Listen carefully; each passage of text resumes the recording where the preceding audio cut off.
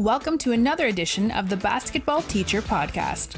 Our mission is to bring you discussions on a wide array of topics in the coaching world to grow players on and off the court. You can connect with us on YouTube, Facebook, and Twitter, and also reach us directly through email at basketballteacherpodcast@gmail.com. Now, here's your host, Coach Mike Hernandez.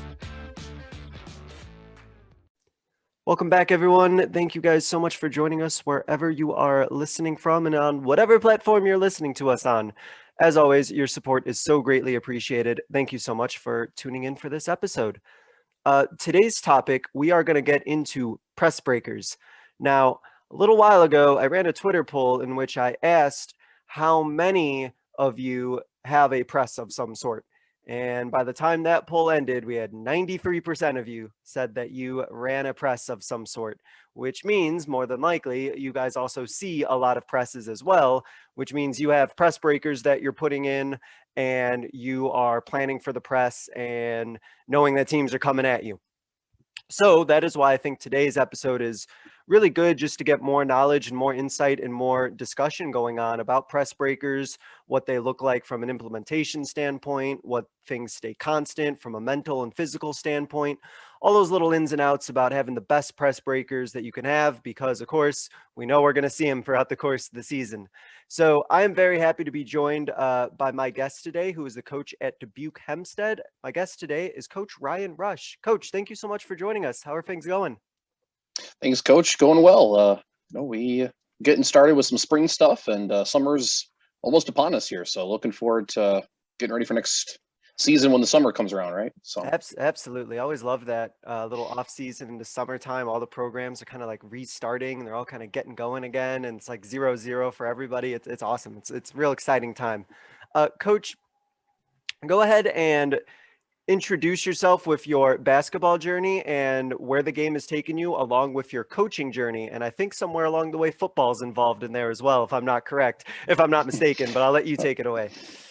Yeah. So I played, basketball. I played sports my whole life. Right. And so I played all 4 years of high school, probably, just wasn't quite my talent level probably wasn't quite to the college level as far as playing goes, but also played a year of college football, though, at a D3 school, and still love the game. After that year of college football, I got into reffing for a year. And after that year of reffing, it was like, this was okay, but I wouldn't mind trying coaching. So I did I tried the coaching thing, coached, the first team I coached was a 9th grade boys team in college. And so I did that, and I really enjoyed it. And that's when I kind of was like, okay, teaching and coaching, right? This is kind of what I want to go into. So did that. Also coached 8th grade girls basketball team at one point in the college. Then I had an opportunity because of a friend, to help out at Hope College in Holland, Michigan, right after college. And they have quite the women's program. They have quite the program. Won a national championship or two, and with Coach Morehouse. So learned a lot, obviously, from that program. Then I went into, just coaching. It was JV girls, varsity assistant, boys, kind of just all over the place, right? Different levels. Did a little bit of middle school again too. And then I got married this summer, and this last summer, and moved to Dubuque, and there was a job opening to coach girls varsity basketball. Yeah. And applied for it. And I guess they say the rest is history. So this was just made it through my first year. And, like we were talking before, it was quite the year, but we had a season, which was great. And so I enjoyed it. And here I am, right? Entering summer number 1, I call it now. So I got to ask, because I really feel for those coaches jumping in year one, this past year, and this, unprecedented, I know we say that word so many times the past year, right. But this unprecedented season that we had. So talk a little bit about that. What was that like, kind of jumping into a new program with all the uncertainty that this past year had? Yeah, I tried to embrace it the best I can, because that's all you can do. And tried my best to, obviously the school itself had a lot of rules, a lot of safety protocols in place, and which, we needed. And so had to make sure that we were following all those, along with just, practicing and playing basketball. So that was interesting, but it kind of really, I guess it allowed me to really examine, even in my first year, just like what's really important on the basketball side. As far as team culture stuff goes, we weren't able to do a lot because of not able to meet and social distancing and all that stuff. So, and that's something that I want to get, because I think that's just as important, especially when you're trying to build a program. So, trying to get better at that, but at the same time, the figuring out the basketball side, it allowed me to, again, just really simplify what we're really trying to do here.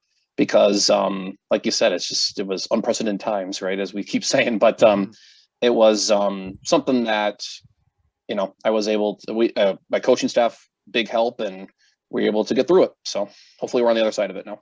Yeah, when you're in a situation like you were in, it really does, like you said, really focus on what's the most important and kind of getting the most bang for your buck, so to speak, because of how limited time could be, or not quite knowing what your situation is. So yeah, it really does make you kind of focus on your core values and what are like the most important things that you're trying to accomplish, for sure. And with that, that's transitioning into your first summer. And by the time this is released, it will be released in the summer. So how is that process going to look for you now as you're trying to navigate your first summer with this new program?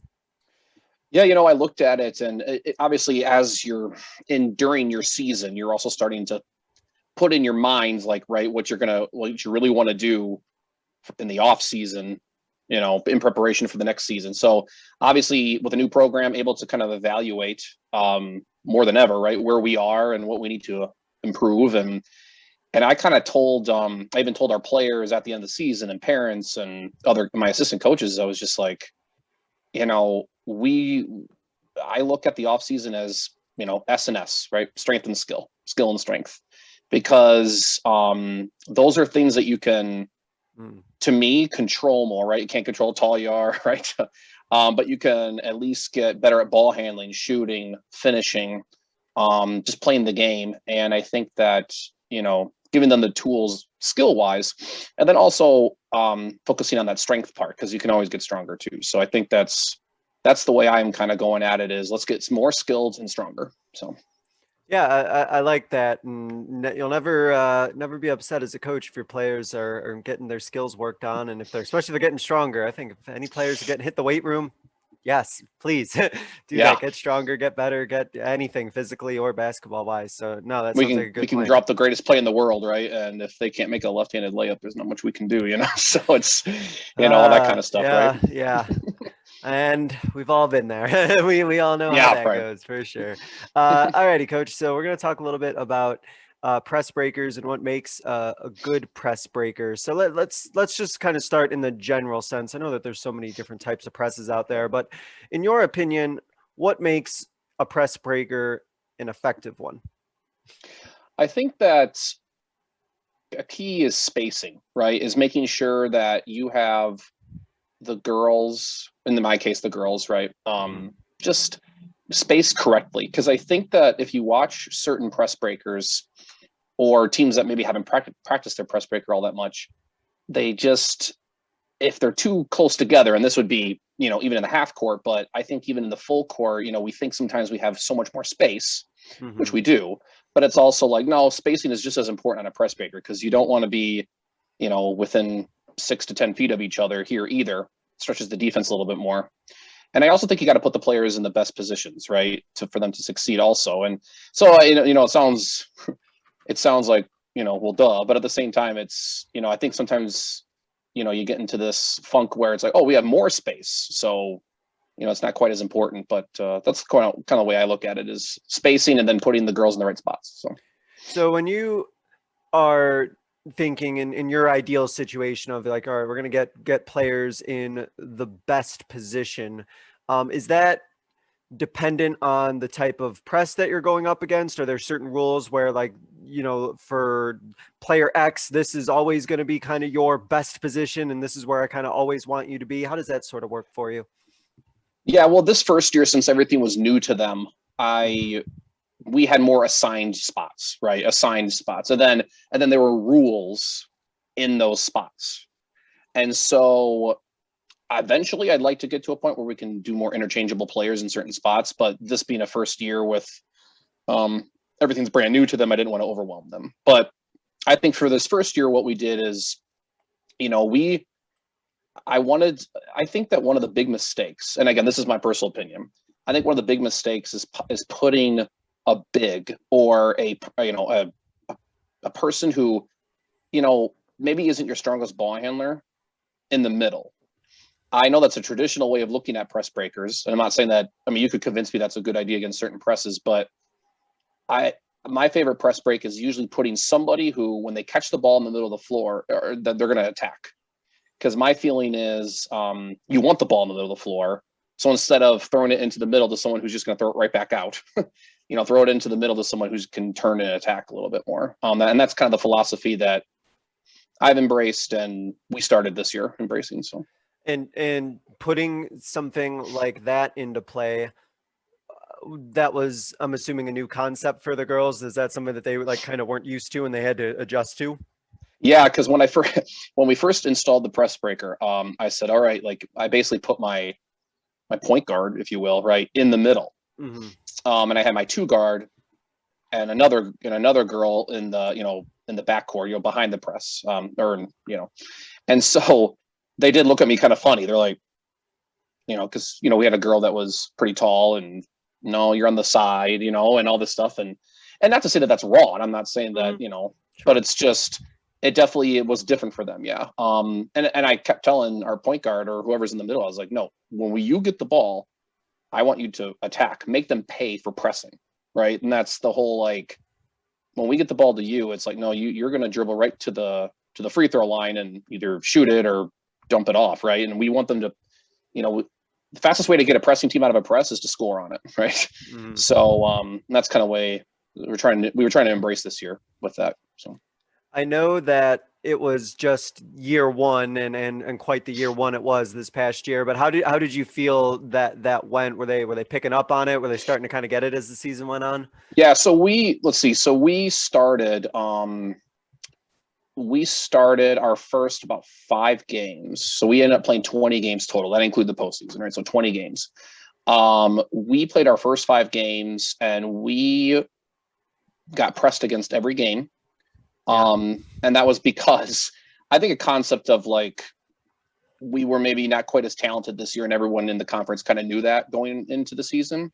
So I think teams were just like, okay, we have a press, we're going to use it against this team, and which, don't blame them for that. And so we, you know, the first 5 games were a little rough. We had, I mean, you know, between 25 and 32 turnovers probably every one of those games. And we even played one close game and we lost because we had 27 turnovers, you know, and it's, you know, and so we just kept working on it. And by game 10, so like literally 5 games after that, teams were no longer pressing us. Because in the second half of the season, unless it was obviously in a close game and they had to get the ball back, or, you know, maybe after a free throw, right, they throw something on because that's just what they do, right? That's their philosophy. Then that's when we got pressed. But basically we went from everyone's trying to press us, and it was kind of working, to not working anymore, to nope, we're not even going to press these guys anymore. So that was pretty cool. So, and a lot of that, I mean, you know, girls bought in, and they also got more confident with the ball in their hands in the system. So that was pretty cool. So with that sort of progression, I mean, that is a real rough start in the beginning. And I think that one of the concerns a lot of coaches would have would be like, man, I'm going to lose these girls, you know, they're going to get real frustrated. They're not going to stick with it. They're going to, you know, just wonder, you know, why are we doing this? Because it's clearly not working. How are you kind of able to keep persisting and like keep things going and have them, you know, have that buy-in where they're like, all right, this is going to work if we just keep working at it? Yeah. And I think, like, I mean, that applies for anything that you're trying to install your first year, right? So this would include press breaking at this point. I just kept telling them, and just, you know, that this is what we're going to try to do. I think this puts us in the best position to succeed. Maybe it's not working right now, but I think it will eventually.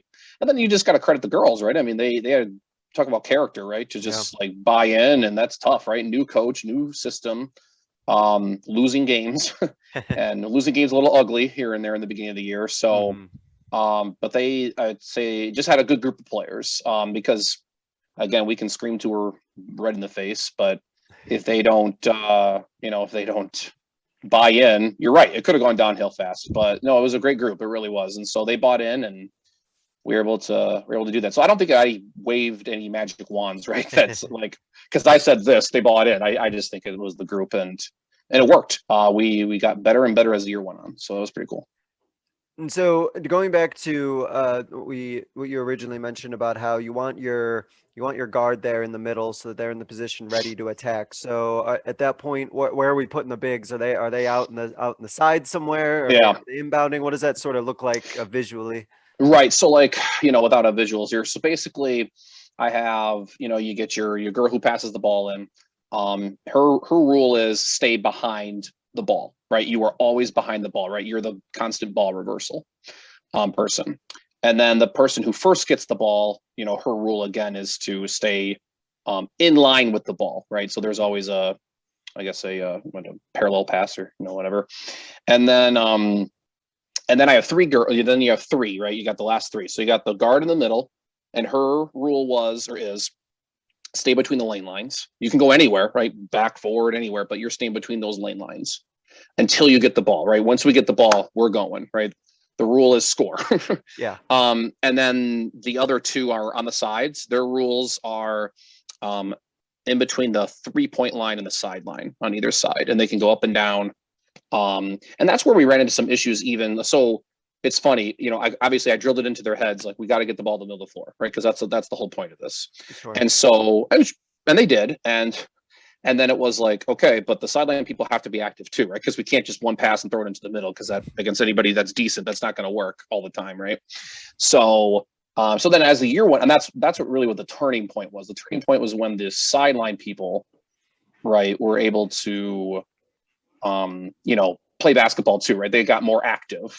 Because I kept telling them, I said, the best angle is when we can reverse the ball to a sideline person and that person throws it back into the middle, because that's the best angle from sideline to middle. So usually, because even that middle person can run behind that initial, front of the press. Yeah. And that's where you get your 2-on-1s and 3-on-2s then, so, not to say that it's the greatest press breaker in the world. I mean, we all have them, but I think it definitely worked. It was the best one that I saw in my short coaching career from a high school, college, middle school, doesn't matter perspective. So brought it over here, and like I said, the transformation from the first 5 games to the next 5 and to the second half of the season, that it was definitely proved to be effective. So.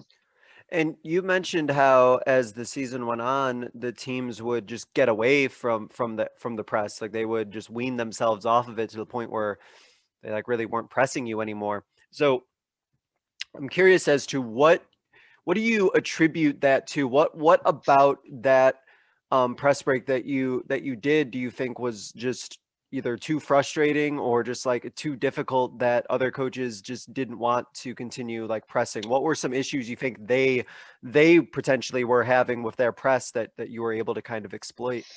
So I think that we played a team at one point, right? I can't remember what game, between the game 6 and 10, right, in that area.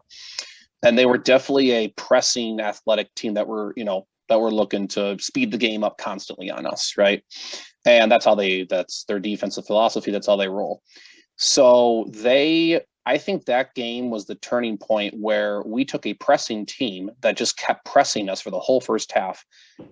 And we just kept breaking it and scoring. And we, to be quite honest, we won that game because we broke that press, And so I think my guess is other coaches probably watched that game on film before playing us, right, or something, and we're like, oh, okay, so like we can't just press them all game, like we can't do that. And I think that once you show a pressing team, at least in my my perspective, once you show a pressing team that not only are we going to break it, but we're also going to get buckets, right, or at least layup attempts or open threes on this.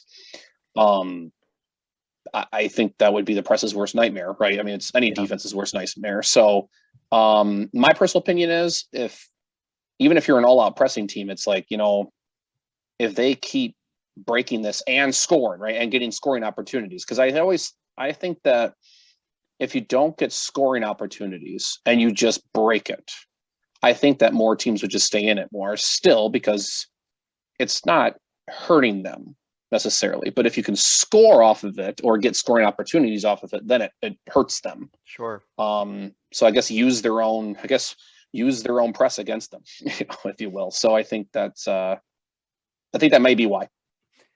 Yeah, I agree with what you just said about how if you're not scoring against it, that a lot of teams will stick with it, just because, and I've said this to my girls before, that if their press can just speed you up and just make you go quicker than you want to go, and you might get opportunities, and if you're not making them and they're getting rebounds and they're running out in transition, then well, job well done for them, because they got, in a sense, they got what they want out of it. So I agree with you there.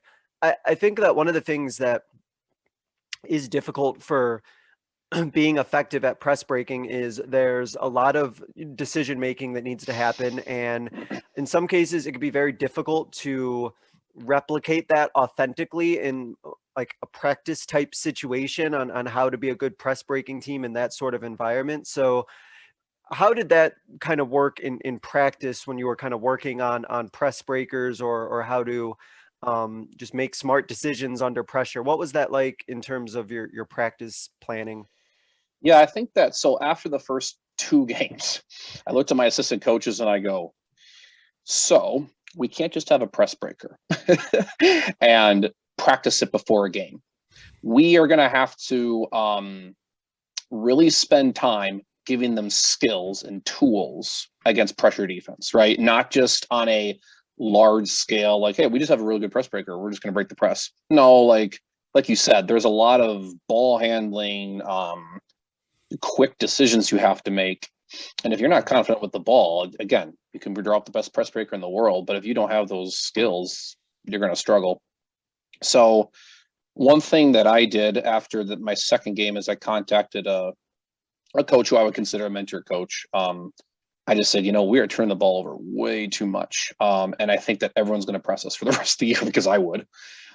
So yeah. I was just like, how do we, other than I press breaker and practicing now, how do we limit turnovers, right? That's the big, right? How do we limit turnovers? Even in the half court, right? How do you limit turnovers? And, he sent me a couple of things, and so having philosophies on just catch everything with 2 hands and 2 feet and emphasizing it in practice, right? On 2 feet. So girls will laugh at this, because I said it all the time, like on 2 with 2.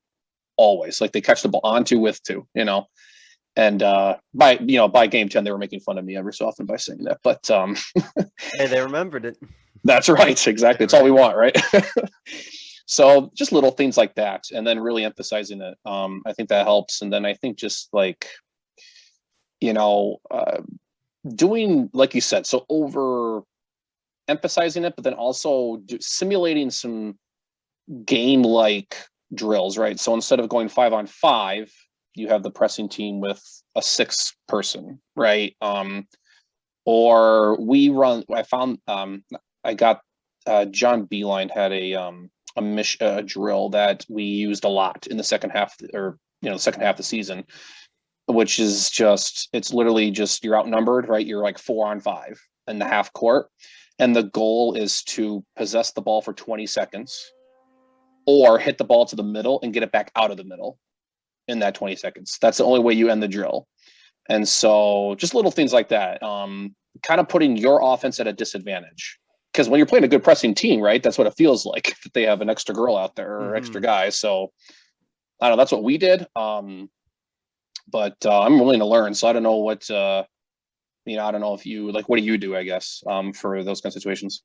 There's so many, it's really interesting in that there's so many parts almost involved in a press break. There's so many things that people are working on that you can just break it down into all of these pieces and still be technically working on things that are your press breaker, which I think is really interesting. I was always a big fan, I still am a big fan of the it's like a circle trapping drill where you have three defenders and then three people on offense, and they're in a circle, and then you have person with the ball, and then you have two trappers, and then there's another defender who's protecting the other two people who are on offense in the circle. And then like a when center that pass field. gets made, and that pass gets made, now there's two more trappers.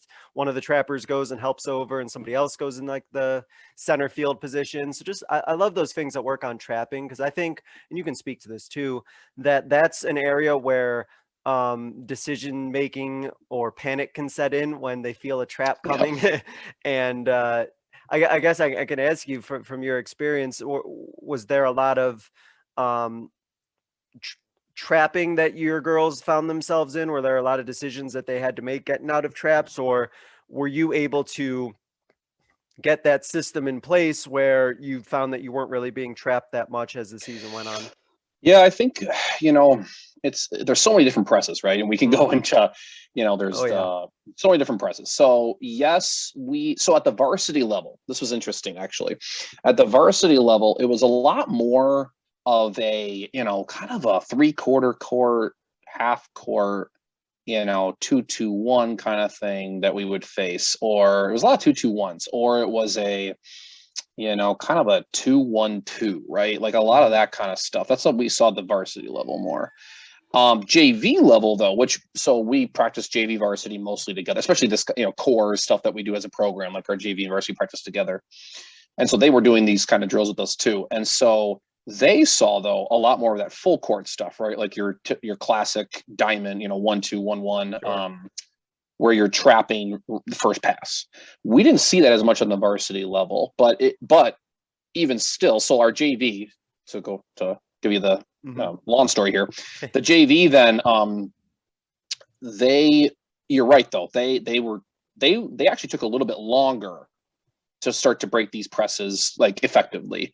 And I'm wondering, like you said, it's because they were trapped immediately, right? Where and I finally, after I think about midway through the season, because it was about 10 games in or so, we were doing a press break game, and I just told him, I just asked him, I just said, hey, why do you wait to be trapped?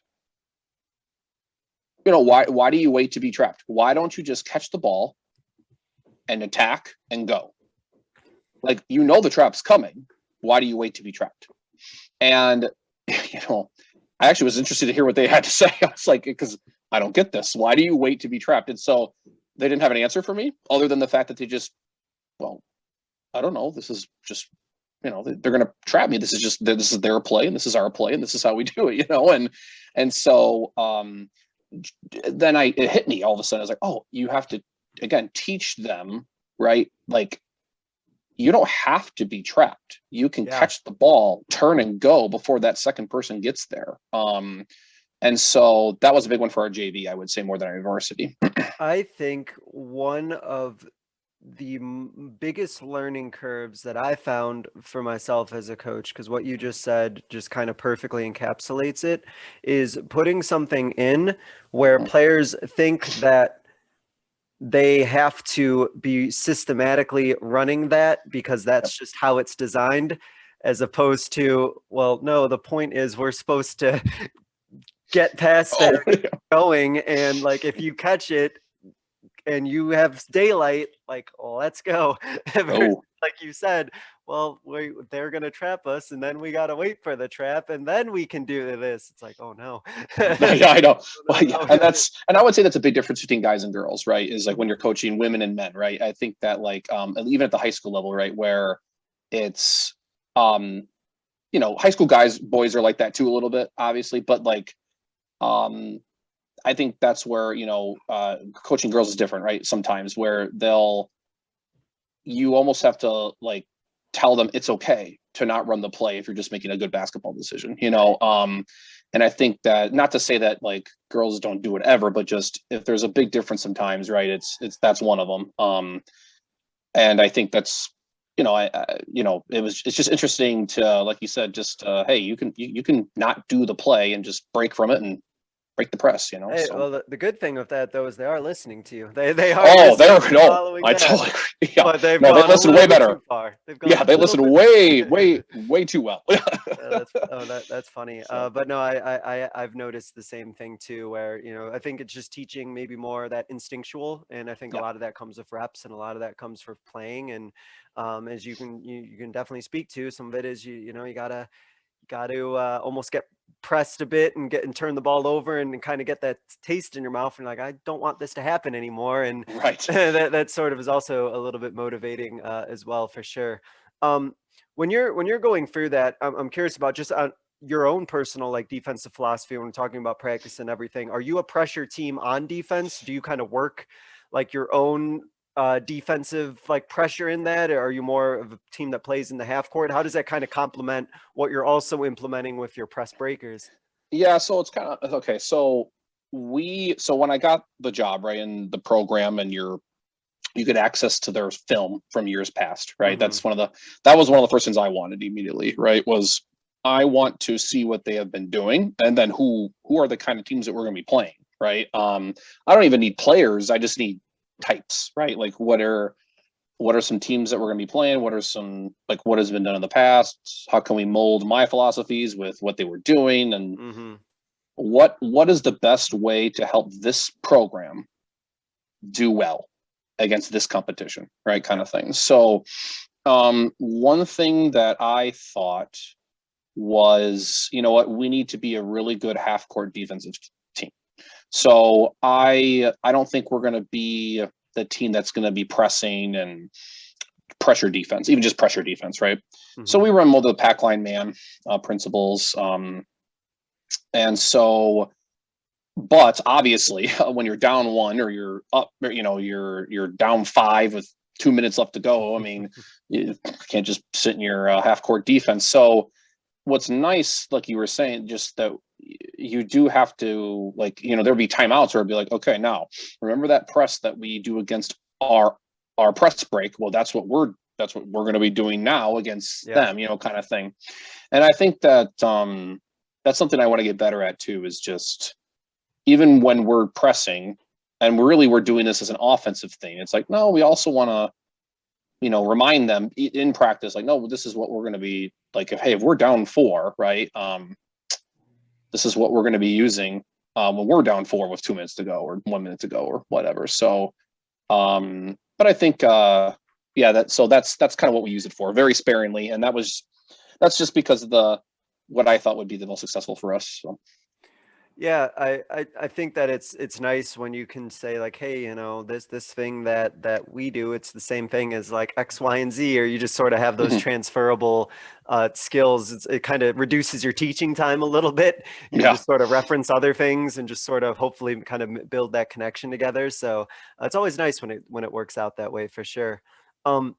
So when it comes to having a really good press break, no matter what it is that you're doing, no matter what it is that you draw up schematically, there are certain individual skill sets that players need to possess and need to be working on in order to just be competent, regardless of what the scheme is to break the press. So Right. for you, what individual skills do you work on or do you emphasize with your players to make sure that regardless of what you're drawing up, that they're in the best position to break whatever press is being thrown their way? Yeah, I think so with that whole skill and strength thing, I think that to me, you got to work on ball handling constantly, because if you the more confident you are dribbling, passing, stuff like that, catching, the better any press breaker will be, right? Hmm. And I think that you have to be able to handle the basketball in order to play at our level, right? The varsity level. Sure. Now, again, if you're 6'5" or 6'3" or something as a girl in high school, yeah, do you have to be able to handle the ball as well as your 5'5" girl? Probably not. But at the same time, we do ball handling every single practice, at least for 5 to 10 minutes, just Hmm. straight up, two ball, just the traditional two ball ball handling. making moves around cones, defenders, whatever, just different ways to dribble the basketball, because I just think it's that important to do ball handling every single day. Because if you can't handle the basketball, or don't want to handle the basketball, Yeah. I don't think you can break any press, no matter how amazing your press break is. So those little things. And then, like I said before, the little philosophy things, like the catch with 2 feet, right? On 2 feet with 2 hands. I think just little things like that, if you emphasize it, I think that's good too. And when you came into this program, the idea of the catching on 2 feet, or some of these more little but very important things, it sounds like that was something that you really had to kind of emphasize and kind of like build in. Were there certain things that you found that, like, okay, this skill set either wasn't developed, or just wasn't preached enough as it should be, or enough to like your liking? Yeah, I mean, we all have our different ways or things that we like, but yeah, I would agree. Those little things like that, I don't think were emphasized before me, and so yes, that was those type of things. And I think that that was a big thing. That it was a kind of a culture shock, even I think the first few times when, hey, we didn't catch on 2 there, let's do it again, kind of thing. I think that was not emphasized as much before, and so that was big for the girls. And again, like you said, I mean, just and then in your head, you're thinking, oh, this better work, or they're gonna hate me here in 2 weeks, So, no, I think that was a big change, I think, for them as well, and for the returning players, and even the coaches, right, that returned from the past years. So some coaches go about this a little bit differently, so I'm curious about your viewpoint on this. I know some coaches, they focus specifically on the idea of they're going to break the press, and unless there's like a wide open, easy opportunity, they're going to go whatever into their half court offense. And other coaches have the philosophy of like, we're going to break this press, and then after, we're going to go right into whatever formation, or this little quick hitter, or this whatever we're going to set something up immediately to take advantage of this to score. For you, and I know it's your first year, so your answer may be a little different as the years go by, but what is your kind of philosophy? Are you focusing on breaking the press, and then if you have a great opportunity, take it? Or are you looking to get a certain action coming out of breaking the press afterwards? As of now, I think I just wanted to break the press and then get a scoring opportunity. So basically, just as soon as the ball gets to the middle of the court, we're going.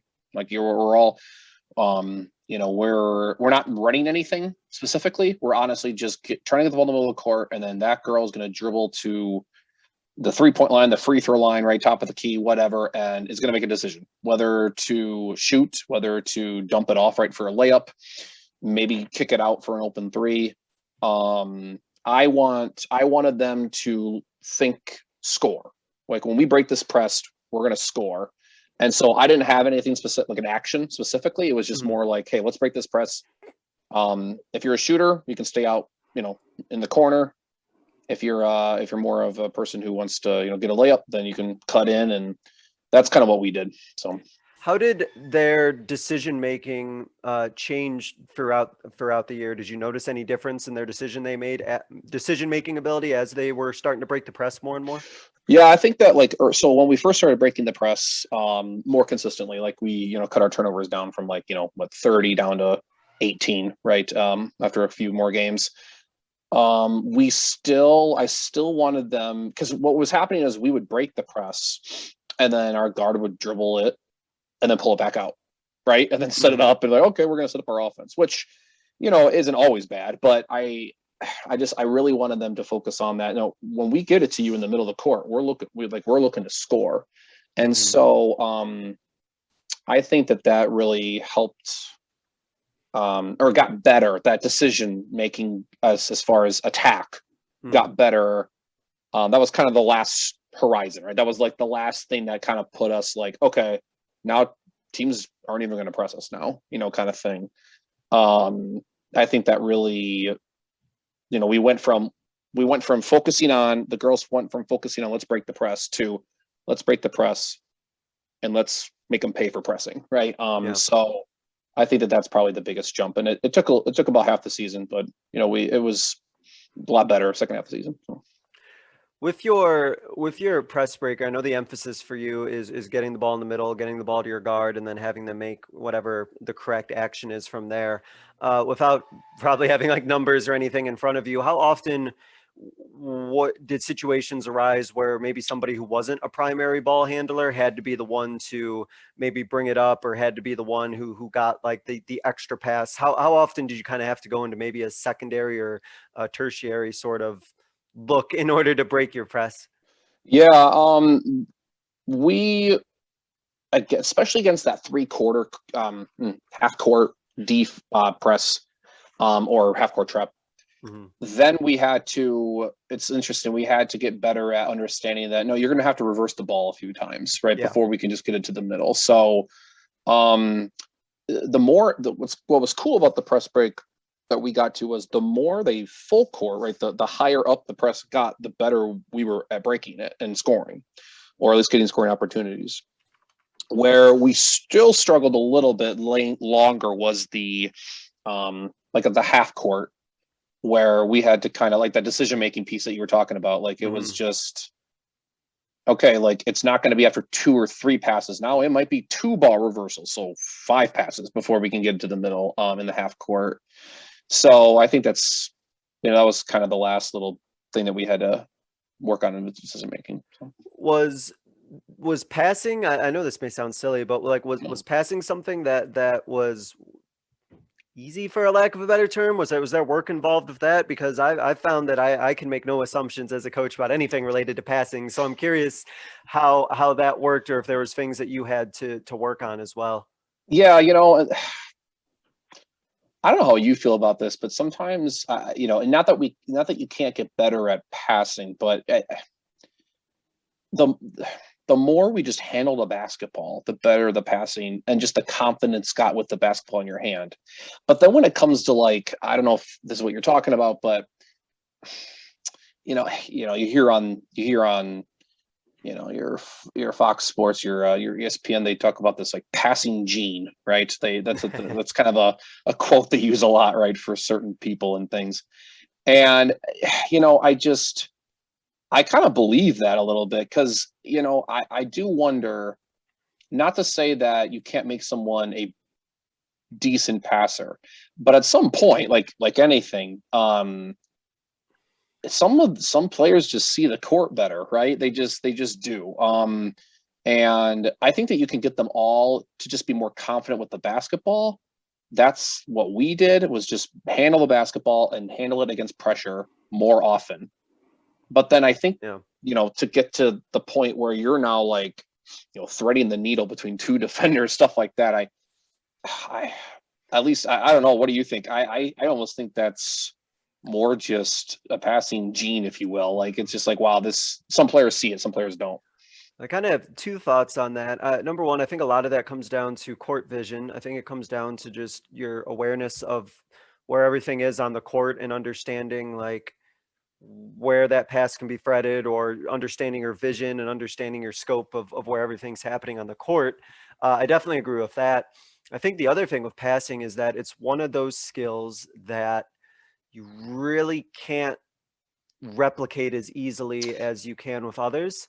A lot of, you can get on the gun and shoot, and you can work on a skills trainer of shoot. There's a lot of things you can work on of shooting, but I think game like passing, I think it takes a lot more creativity to simulate that. And I think the other part about that too is that it's might not be the most interesting thing maybe necessarily to be practicing or to be working on. Imagine telling a player like, all right, we're going to put 30 minutes of competitive passing work. I don't know. I think it's just something where it may be difficult almost to simulate effectively, but maybe not. Maybe I just don't know. Maybe I just don't know it. But I think there's something to be said for that. But I do agree with you though, that players do just need the ball in their hand.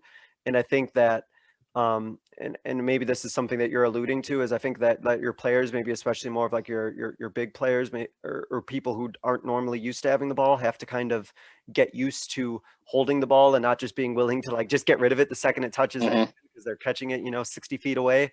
Is that kind of like what your philosophy of just kind of getting comfortable with the ball? Like you can't get rid of this at this right second. You had to wait for a second. Right. Yeah, I would agree. I think, and this goes for, obviously like taller players or smaller, whatever, just handling the basketball more. They just look more confident with the basketball and, in general. So if that includes passing and catching, which I think it does sometimes, that's great. And like you said, like I said, we do that press game. Sometimes we do that pressured, that half court where you're outnumbered game where you're going to have to pass around defenders, stuff like that. So I think that's what we came up with. Yeah. I'd love to, I don't know if anyone has something better, but that's kind of what we were doing. So yeah, I'll have to make a note of that and get some more ideas about that and see what people got. I'm always willing to learn too. Game like passing. Yes, game like passing, especially anything that players can do, like anything by themselves or anything they can work on as close as they can individually, I think would be great.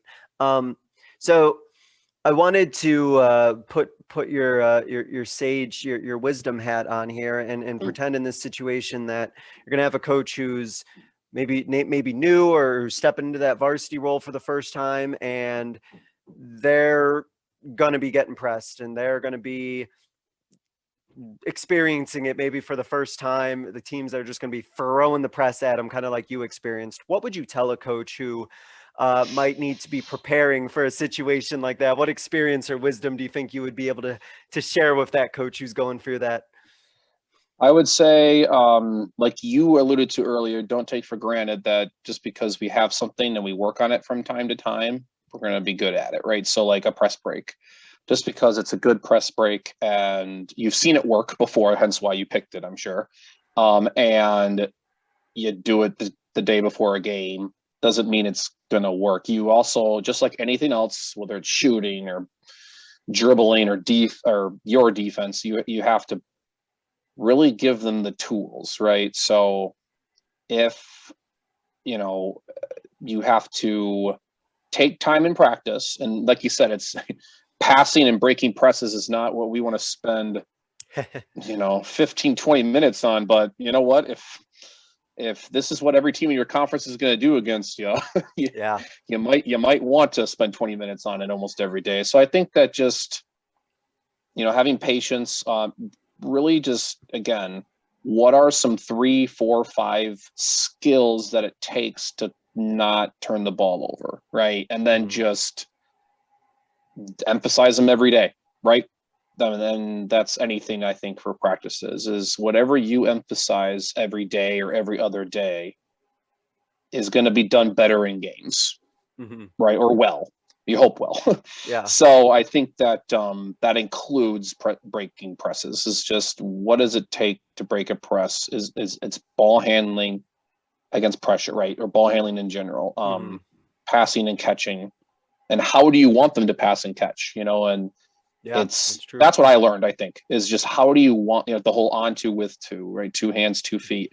Like I never thought I would have to tell a bunch of, 17, 18-year-olds how we as a program want to catch a basketball. But when you think about it, if you've never been taught, right, to catch it with 2 feet, with 2 hands, why would you do it that way, right? So just little things like that, having patience on that kind of stuff.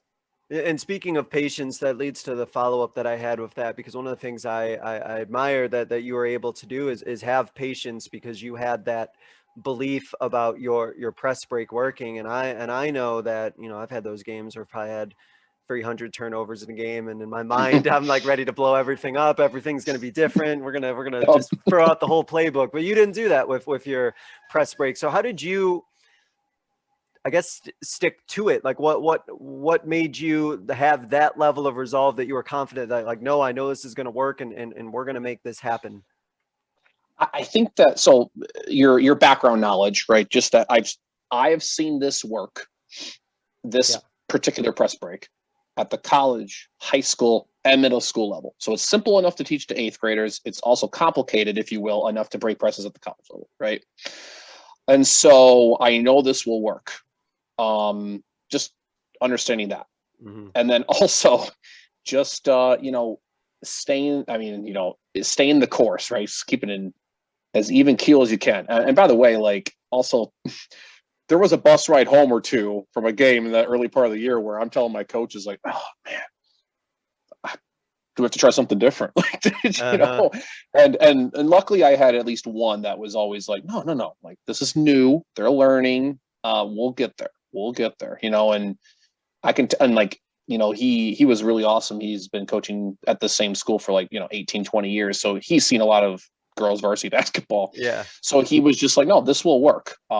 So, stay with it. And so, and not to say that like I was going to wake up the next day and still want to blow it all up, but at the same time, it's like, it's good to, go to your assistant coaches and talk to them about this. And cause if he would have said to me also like, yeah, nope, this isn't going to work.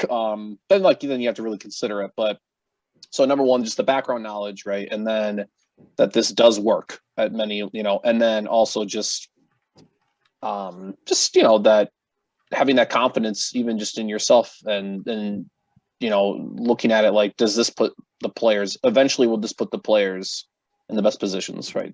So I think that's a very difficult thing to do, is have that long-term vision and like have that long-term belief and hold on to it.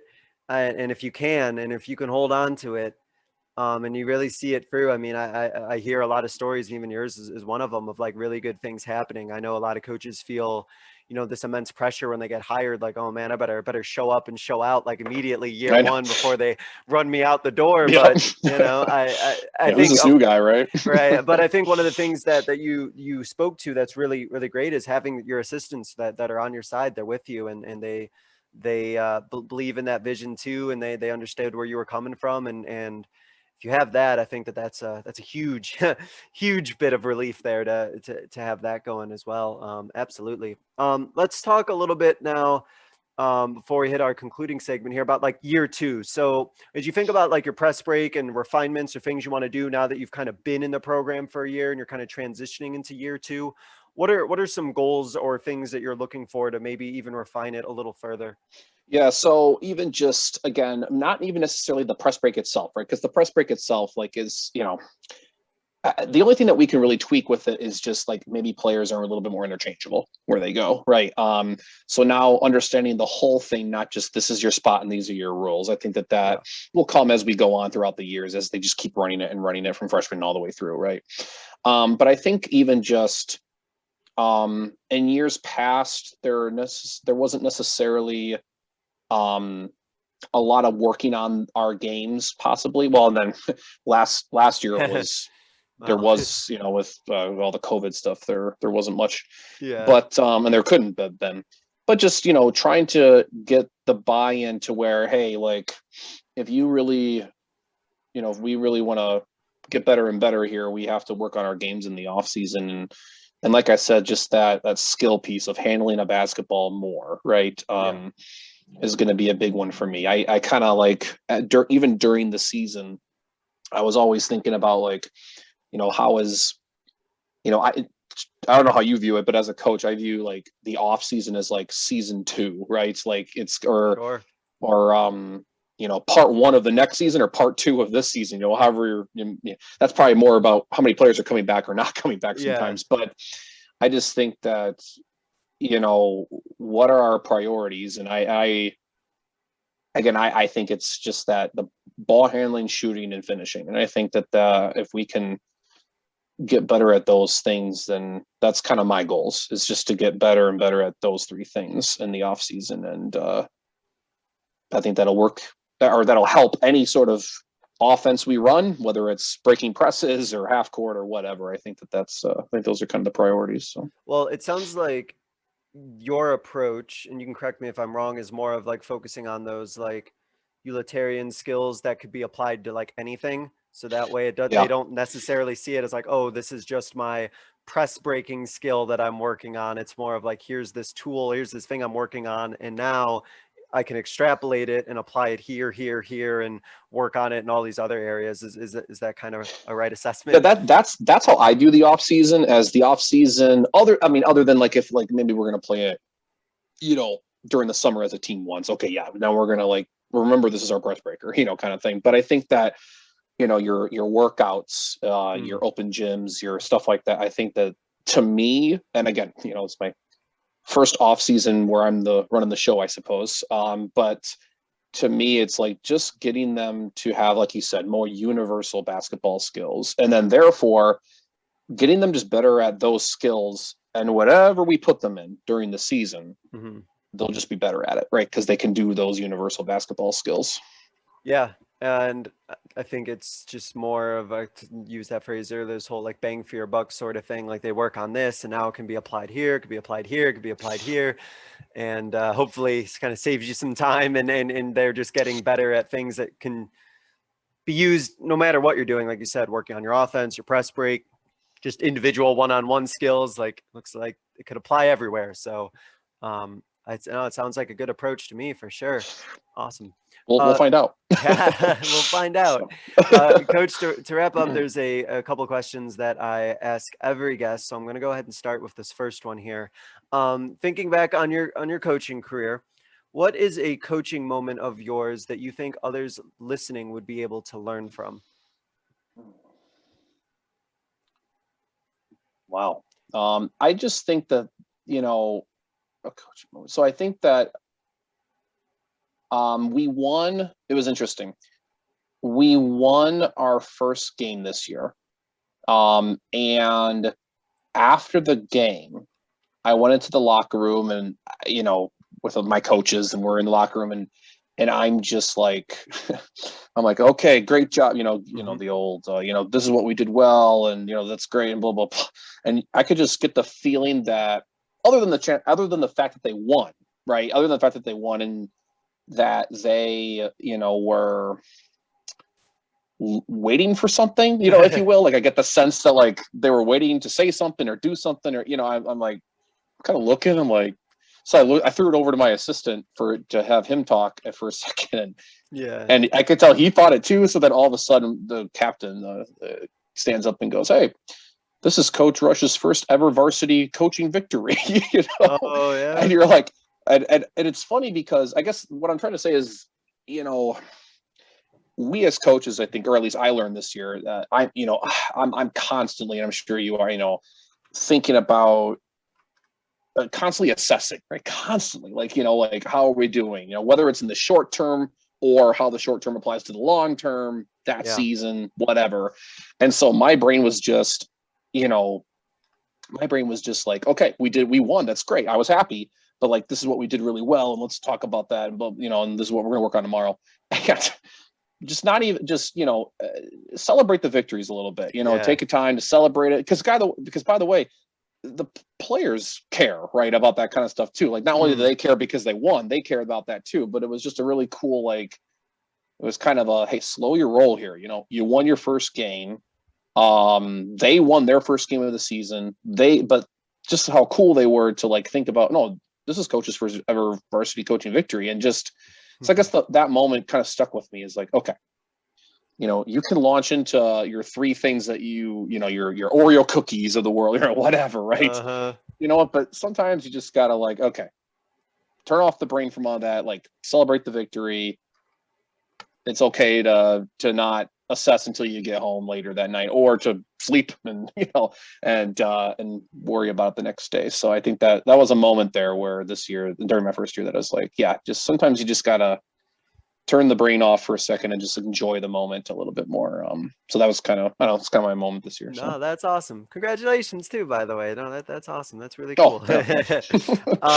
Awesome. And then finally, Coach, I give every guest what I call my 60-second soapbox. It's your platform to get out your final idea, your closing message, a closing thought that you want to leave the listeners with. So I'm going to go ahead and give you the floor, and you can take it away.